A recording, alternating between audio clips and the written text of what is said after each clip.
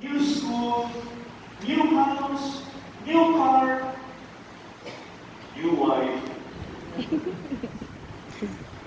The Lord is telling us, of course, in certain aspects, why not have a new one?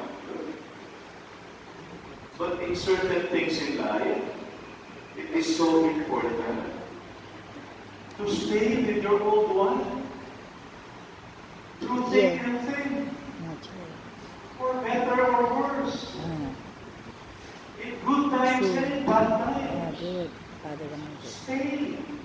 Even if Yes. it's not anymore new, Very new. I hope it can still bring happiness in you. And I hope I am on that list.